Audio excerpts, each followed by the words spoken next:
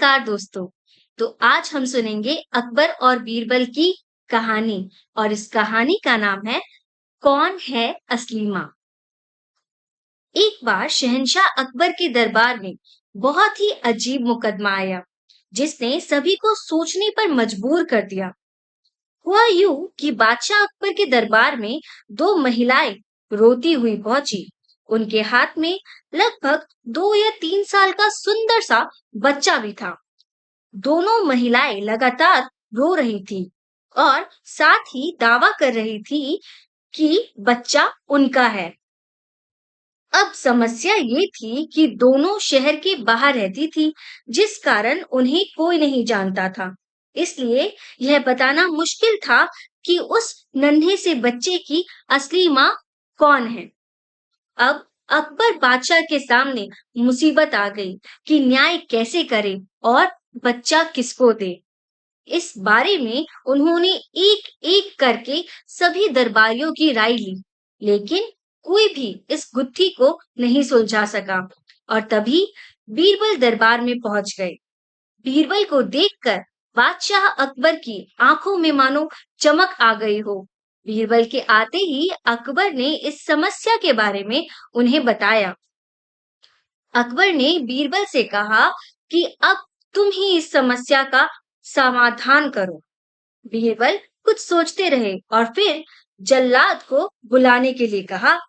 जल्लाद के आते ही बीरबल ने बच्चे को एक जगह बैठा दिया और कहा, एक काम करते हैं, इस बच्चे के 2 टुकड़े कर देते हैं।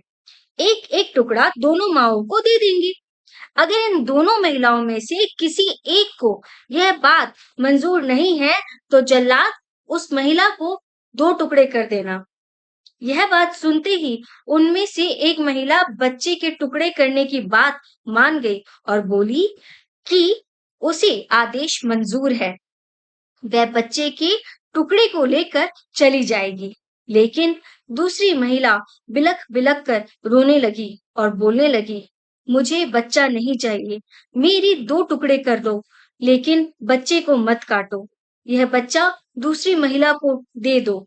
यह देखकर सभी दरबारी मानने लगे कि जो महिला डर की वजह से रो रही है वही दोषी है। लेकिन तभी बीरबल ने कहा कि जो महिला बच्चे के टुकड़े करने के लिए तैयार है उसे कैद कर लो, वही असली मुजरिम है।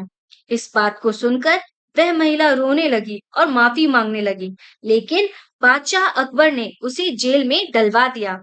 बाद में अकबर ने बीरबल से पूछा कि तुमको कैसे पता चला कि असली माँ कौन है। और फिर बीरबल ने मुस्कुराते हुए बताया, महाराज, माँ सारी मुसीबतों को अपने सिर पर ले लेती है, लेकिन बच्चे पर आंच भी नहीं आने देती। और यही हुआ। इससे पता चल गया कि असली माँ वह है जो खुद के टुकड़े करवाने के लिए तो तैयार है, लेकिन बच्चे के नहीं। बीरबल की बात सुनकर बादशाह अकबर एक बार फिर बीरबल की बुद्धि के कायल हो गए। हमें इस कहानी से ये सीख मिलती है कि हमें कभी भी किसी दूसरे की चीज पर अपना हक नहीं जताना चाहिए। साथ ही हमेशा सच्चाई की ही जीत होती है और समझदारी से काम लेने पर हर समस्या का हल निकल सकता है। धन्यवाद दोस्तों।